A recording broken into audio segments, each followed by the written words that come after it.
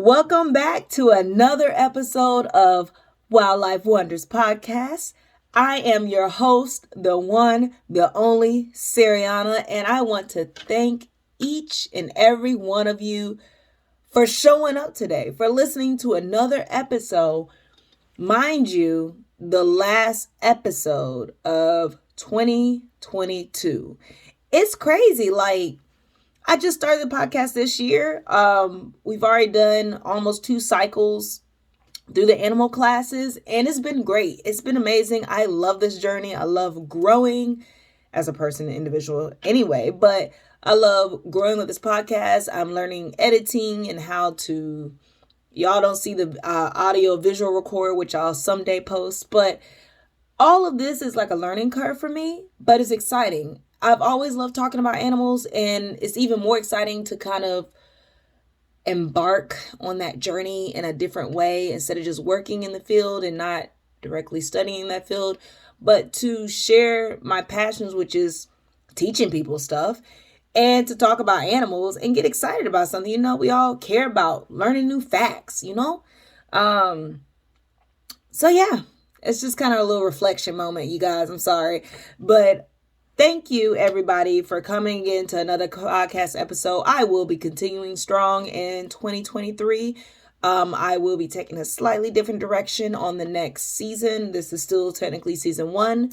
So if you started from the beginning, what's up? Thank you for following along. If this is your first episode, I'm glad to have you. I'm glad you came, but I need you to go back and listen to those other episodes as well, because they're just as important. And there's a lot of cool facts that you missed. Come on now. You need to go back and get all of your information. You're here. You might as well get them all. So I'm looking forward to 2023. I'm looking forward to all the new opportunities personally in my life that will be coming, but also to expand this podcast and kick it up a notch. We're still in the trial and error phase for a lot of stuff. I'm still learning. Y'all still listening. Still gaining traction. But yeah, you just wait. Big things are coming. So that being said, we're going to get right into it after my little spiel. And I know y'all came here to listen to animal facts, so that's what we're going to do. We're going to spit out the animal facts and get on with it. This week, I am going over a bird. Wow, just drew a blank. That's crazy. Last week, we did an invertebrate. And we did the Atlas moth. And this week, we're doing a bird. And this week, last time we talked about a bird, we talked about the cassowary, which is this huge tropical bird that looks like a mix of a emu and a peacock kind of color. But this week, we are going to talk about the black and white hawk eagle.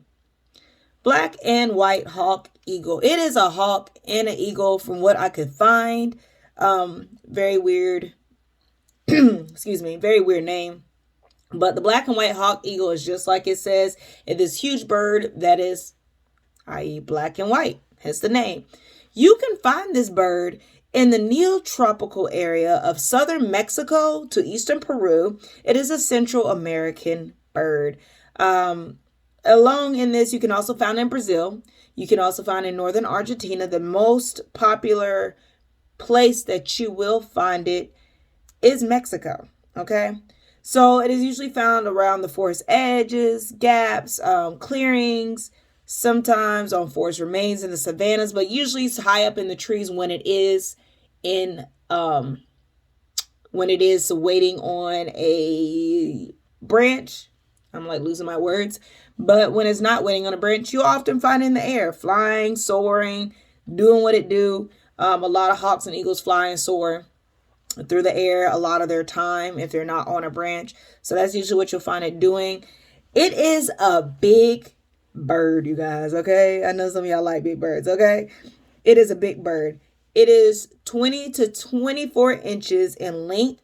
That is around 2 feet tall, around 46 inches. Yeah, I said that right. Almost, not quite. Almost 4 feet wingspan, okay? Look, a 4 foot is, I don't know, I was about to say the size of like an 8-year-old, but these kids these days are big. So it's just big, okay? Look, it's pretty big. If for those of you on this podcast that are listening that are kind of short, if you're 5 foot, take 1 foot from that. That's how big this wingspan, the wings open up. So yeah, you don't want to be anywhere close when it's flapping its wings. It's getting close. It's a big wingspan. It might take you out. On top of that, so we talked about the body length. We talked about the wingspan.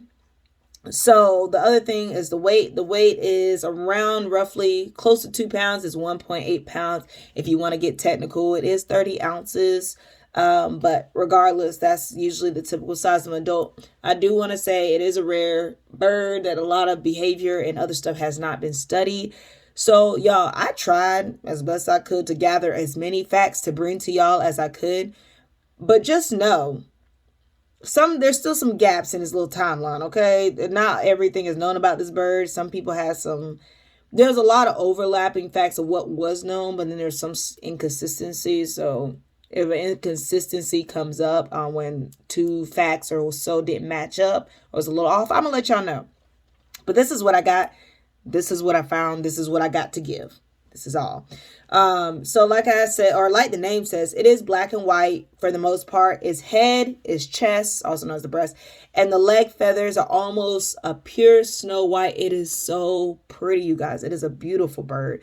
I will be posting photos or video or both on my Instagram at Wildlife Wonders Podcast. You should go follow that. But also, if you want to look it up, it's the black and white hawk eagle. And then you look at it, it is white for the most part around. The reason why it is a black and white hawk eagle is because the back and the crest around the beak is black. It also has this really cool black mask around his eyes. So it looks like a burglar in a way. It also reminds me of a raccoon. It reminds me of a raccoon.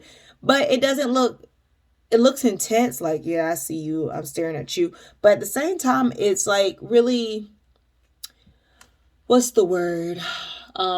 It's aesthetically pleasing, if I could say it that way. It's very pretty. Also, it has yellow eyes, and I think it's pronounced sear, but I'm going to just say the sear or keer or whatever it's pronounced. It's the top of the beak. It is yellow-orange, more so to me on the yellow side, but I guess it depends on female, male. I'm not sure. It has bright yellow feet. The beak is black, and then it has tails. Its tail has like black and gray bands around it. But overall, for the most part, it is white and black. There's some other colors there, but mostly white and black. Okay? Pretty bird, big bird, huge wingspan. Now, like many other hawks and eagles, they are top tier birds. They're like the top of the food chain. Okay? They're like the mafia of the forest. There is not much that can mess with these birds. First of all, they fly very high. So who's coming up there to get them? Nobody. Second of all, they are birds of prey. That means they eat a lot of prey. They can eat other birds. I will get to that later of what they eat. Well, we're on that now, but still, they eat other birds. Mid-sized birds, toucans, wood quails, armadillos, ducks. They have been seen to eat a falcon. I don't know if that's a normal thing. I also couldn't find whether they eat other hawks or if they eat owls, or I'm not really sure about that. But either way, they're top tier. Not much is coming, but they eat a lot of different stuff. They also eat small mammals. They eat reptiles. They eat amphibians. They have been seen to eat toads. Really, just like a lot of hawks and eagles, they're soaring, do. They see their prey, they swoop down, they grab it, they take it and eat it wherever they want to eat it or however they eat it. But that's kind of their hunting style. They are very, they're divers. They swoop and dive. When they see something, they swoop, there it is, and they dive and get it and eat. All right. So that's just kind of how they do it. The lifespan, this is where I had inconsistencies on facts. A lot of places I could not find the lifespan. They are studied a little bit in the zoo, but in zoo captivity. But in the wild, I guess it said anywhere. One thing said 20 years. Another thing said 45 years in captivity. Then they said 30 years in the wild. So on the safe side, I'm just going to say between 20 and 45 years. Do I know for sure? No. Do a lot of scientists know for sure? No. If y'all are interested in this animal, maybe you can find out more. Maybe in the future there'll be more research, but who knows? That's what I found. As far as behavior, they are aerial hunters. They fly in the air, they hunt in the air, and they maneuver and soar in the air most of the day. They also take frequent short breaks on branches, sometimes among the leaves and everything in tall trees. But for the most part, they spend most of their time in the air. Whether that's relaxing in the air, whether that's flying in the air, whether that's chilling and mating in the air, they're in the air a lot of the time. Now, as far as mating, this was another area that I just could not find enough on. There's a little bit about their vocals when they're, as far as behavior, the main thing is saying they don't make as much sound in the air as they do on the trees, that they have a higher pitched squeal, and the babies have like a smaller pitch, like call in a way. But either way, yeah, not a lot was found on their mating. What I did find is that their nests are very big. They're cup shaped, and they're built with large sticks and twigs, and it's usually at the top of the trees in the rainforest. And then also another thing I found, a clutch, which is how many like eggs they lay when they're ready to lay eggs. This was another inconsistency. Some sites said they lay 2 eggs in each time they lay eggs. Another one said they only lay usually 1 egg per this time. What was pretty consistent between different sites and books and stuff is that the eggs are creamy white, where they have dark brown or gray and lilac or light brown spots. Pretty little speckled egg. But other than that, not much has been found about the mating patterns, about how long until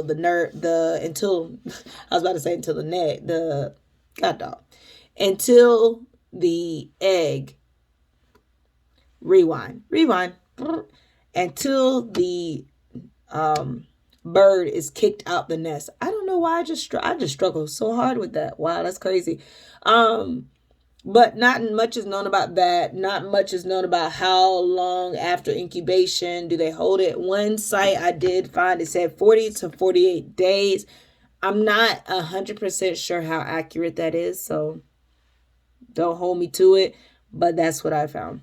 Other than that, yeah, it was not really much information there at all. Like, I guess because they're so high in the trees, they fly most of the time. They're hard to track. They don't stay in one place long. So maybe that's part of the reason. So moving on, like I said, they are top tier birds. They're top tier species. They don't really have predators because with such a big bird, they're killing so much, they're in the air, there's not much that can get to them. But like most species, the main predators is humans. Unfortunately, humans, mostly because of habitat loss, destroying that rainforest, destroying habitats. If they don't have anywhere to perch or put their eggs, they're not going to have anywhere to keep their species going. Also, these birds are kind of known as an umbrella species. So what I mean by that is by us protecting them and reaching out and helping them stay alive, we're protecting a lot of species. Of course, we're not protecting all the species that, that they're eating, but it's keeping the whole food chain thing going. They also have such a big wingspan. I guess if you kind of think umbrellas like protect you from the rain, they're protecting the lower end by caring about their rainforest or caring about all the animals that lives in there. I guess that's kind of where I'm going. That pushes me towards the conservation status. This was another inconsistent thing because a lot of places said least concern, but then some websites said they are kind of endangered in southern Mexico and Central America, but they're kind of rare in other countries like Panama and Belize. So I'm not really sure if they're endangered or least concern because I was getting mixed reviews on that one. Can they be both? I'm not sure. But I guess other thing, again, it's hard for them to be studied. A lot of people have not studied them more. So it's hard for scientists to say if they're endangered or if they're around without being able to get a lot of information or study this bird. So yeah, unfortunately, that's kind of how that went. Finally, we are to the end, and thank you for sticking with me on the last episode of the year, the fun facts. Now, I'm gonna be honest, I don't have a whole lot of like exciting fun facts like I did for all the other animals because it is a rare bird, but I got something. I ain't gonna leave y'all hanging. I got you. First of all, they do not migrate because they're used to their hot and humid climate. They don't gotta leave. They're good at where they are. That's pretty much it. A lot of birds, if you don't know anything about birds or you're unfamiliar with birds, a lot of birds do usually migrate. In the States, a lot of them migrate south for the winter when it starts to get cold. I'm not a ornithologist. I don't specialize in studying birds. I cannot really tell you if there's another reason they migrate except for escaping the weather change. I know sometimes natural disasters, animals leave. But yeah, if you know, let me know. And on Instagram, message me if you know more about birds, about maybe other reasons animals leave so I can mention it in the future. Or not animals, birds specifically leave. But yeah, that's my first fact. Second fact, which I've said multiple times, so I don't know if this is a fun fact, but in case you didn't hear, they are rare. They're hard to observe. They're up in the top of the trees. Hard to see. Of course, people have their binoculars and these cool, expensive cameras, but when they don't stay there long, they're hiding in between branches or in their nest. It's kind of hard to see what they're doing, hence the lack of information. And finally, this I thought was pretty dope, but I wish there was more information on it. There has been cases where this eagle has killed monkeys. This has been observed. No one knows why, though. No one knows if the monkey started it or if the eagle hawk said, "Nuck if you buck." I don't know. I'm not really sure. But it has been observed. The funny thing about it is, obviously, it wasn't for food because they didn't eat the monkey. They killed the monkey, but I guess they left it, but they didn't actually consume it. So I don't know what was the cause of that fight. I don't know if it was a reason. Maybe they disturbed them or just because they felt like it. I'm not really sure. But it has been observed a few times, but no one knows the reason as to why the monkey was killed or why the hawk went after it. Maybe it was just those specific hawks. Maybe they had a problem. I don't know. But anyway, that's my 3 fun facts that I have for you. I'm sorry that I do not have more, but I wanted to give y'all a pretty aesthetically pleasing animal to look up, to settle on your mind for the end of the year. Be like a black and white hawk eagle. Soar. Enjoy the time you have. Enjoy your family. Happy holidays, everyone. If you celebrate Kwanzaa, Hanukkah, Christmas, New Year's, or whatever other holidays out there, I wish you the best. Let's have a great year. And I want to say thank you for being here. See you in 2023. Bye. Oh, and before I forget, follow my Wildlife Wonders podcast page. On Instagram, Wildlife Wonders Podcast. All one word. Appreciate it.